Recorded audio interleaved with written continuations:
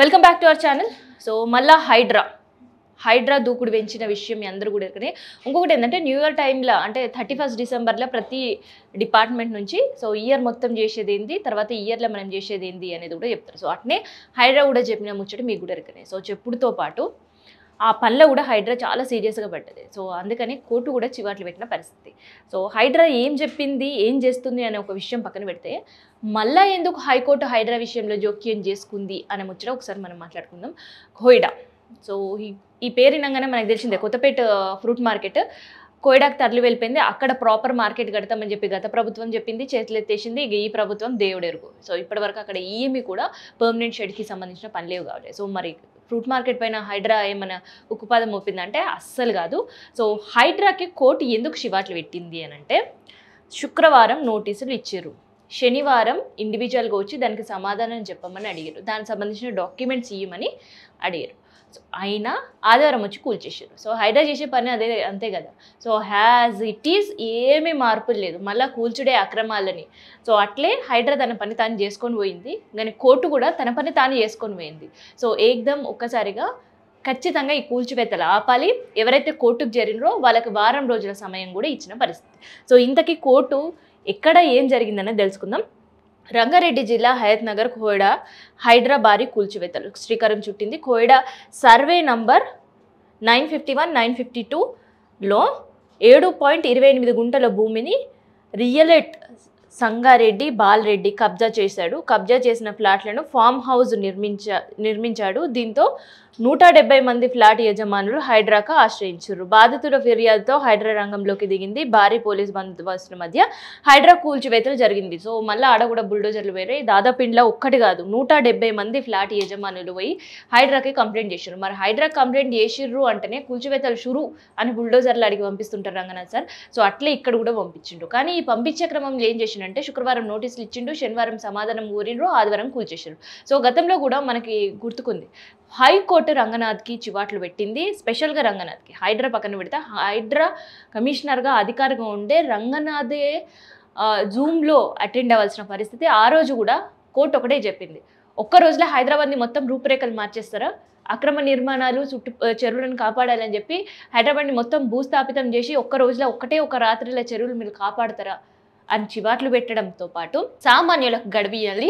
ఎందుకు అంటే ఆ కబ్జాదారులు ఎక్కడన్నా పారిపోతారా, కట్టడాలు ఇంకెక్కడికన్నా ఎగిరిపోతాయా, మీరు సండే పూట ఎందుకు కూల్చుతున్నారు అని కూడా చివాట్లు పెట్టింది. మరి కోర్టు చెప్పినా కూడా ఏమైనా మార్పు కనిపించిందా అంటే దాన్ని నిల్ అని చెప్పడానికి ఇగో నిన్న ఆదివారం కూల్చిన ఘటనే కళ్ళగట్టినట్టు కనిపిస్తుంది. అందుకనే కోర్టు మరోమారు సీరియస్ అవ్వడంతో పాటు ఈసారి ఎవరైతే కోర్టుకి లంచ్ మోషన్ అప్పీల్ చేసిన వాళ్ళకి ఒక వారం రోజుల గడువుతో పాటు అదే వారం రోజులే ఎందుకు సండే పూట మళ్ళీ కూల్చివేతలు మీరు చేపట్టాల్సి వచ్చింది అని చెప్పి వివరణ ఇవ్వాలని హైడ్రాకి కోర్టు చెప్పిన పరిస్థితి. సో ఇదనమాట. అందుకని 170 మంది హైడ్రా ఆఫీస్కి పోడు, సో వాళ్ళ కంప్లైంట్ వీళ్ళు తీసుకున్నాడు, కూల్చేసుడు జరిగింది. అయితే ఇదంతా జరుగుతుంటే ఈ విషయంలో కోర్టు ఏమన్నది అనేది ఒకసారి మనం చూద్దాం.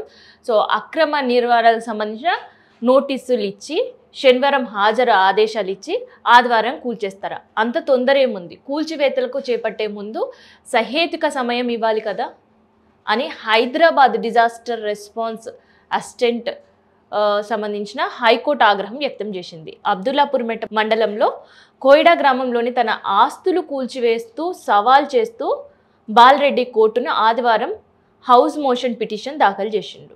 సో కూల్చివేస్తున్నారని తెలియంగానే, కూల్చివేతలు షురూ కాగానే బాలరెడ్డి నిన్న లంచ్ మోషన్ పిటిషన్ వేయడం, అండ్ బాలరెడ్డి ఈడ అదృష్టవంతుడు, ఎందుకంటే పిటిషన్ వేసిన వెంటనే దాన్ని హైకోర్టు స్వీకరించడం జరిగింది. వెంబటే దానికి సంబంధించిన జడ్జిమెంట్ కూడా ఇవ్వడం, వెంబటే జడ్జిమెంట్ అని చెప్పలేను, కాకపోతే ఆయనకు ఊరటిచ్చింది. ఒక్కరోజు కాదు, దాదాపు వారం రోజుల పాటు ఒక ఊరటిచ్చింది. ఈ వారం రోజుల్లో సరైన డాక్యుమెంట్ కోర్టుకి ప్రొడ్యూస్ చేయడంతో పాటు హైడ్రా కూడా దీనికి సమాధానం చెప్పాలని ఎట్ టైం ఇద్దరికి కూడా సమాధానం చెప్పాల్సిన పరిస్థితి. సో కోర్టు అన్న ముచ్చట ఇది. సో ఇట్లా మనం చూస్తుంటే నిజంగానే అక్రమ నిర్మాణాలను కూల్చివేస్తాం అని రంగనాథ్ సార్, నేను ఫస్ట్ వీడియోలో చెప్పినా కదా స్టార్టింగ్లో, అసలు ఏం చెప్పిర్రు అంటే ఈ న్యూ ఇయర్ సందర్భంగా అంటే జనవరి 1కి వెళ్ళి మనం చూస్తుంటే జనవరి 1వ తేదీ తర్వాత మేము చేసే కార్యక్రమం ఈ కొత్త సంవత్సరంలో ఏంటంటే వ్యాపార సముదాయాలని మేము కూల్చేస్తాం అక్రమంగా ఉన్నాయని. సో గడ ఒక్కసారి కాజాగూడ చెరువు కడ పోయి చూసినా, లేదంటే గిడ ఇనార్బిట్ మాల్ ఆడ పోయి చూసినా, లేదంటే జలవిహార్ ఉంది కదా నెక్లెస్ రోడ్ జలవిహార్ కడ పోయి చూసినా, ఏడ చూసినా అక్రమ నిర్మాణాలే. అవి చెరువు పక్కపొంటినే ఉన్నాయి. ఇక కాజాగూడ లేక్ దగ్గర చూస్తే అయితే మనం లేక్ నుంచి ఒక 10 అడుగులు వేస్తే ఒక పెద్ద రెస్టారెంట్ కనిపిస్తుంది. కానీ హైడ్రా కంటికి ఇవేవి అక్రమ నిర్మాణాలు కాదు అన్నట్టే కనిపిస్తుంది. అందుకనే అప్పుడెప్పుడు సుందరయ్య విజ్ఞాన కేంద్రం చుట్టూ కూల్చేసారు. తర్వాత చింతల్ బస్తీల అసలు ఫుట్పాత్ పైన ఉండేవి కూడా చేపలు అమ్ముకునే వాళ్ళని ఆ ఫుట్పాత్ కూడా కూల్చేసిన పరిస్థితి. చికెన్ సెంటర్స్ దగ్గర కూల్చేసారు, నూడిల్స్ షాప్స్లు కూల్చేసిండ్రు, బట్టలు అమ్ముకునేటోళ్ళని కూల్చేసారు, రోడ్డు మీద పండ్లు అమ్ముకునేటోళ్ళని కూల్చేసారు. ఇవన్నీ అక్రమ నిర్మాణాలే. కాకపోతే ఏవైతే హైఫై రెస్టారెంట్లు ఉంటాయో అవి అక్రమ నిర్మాణాలు అస్సలే కావు హైడ్రా దృష్టిలో. జనాల దృష్టిలో మాత్రం అవి.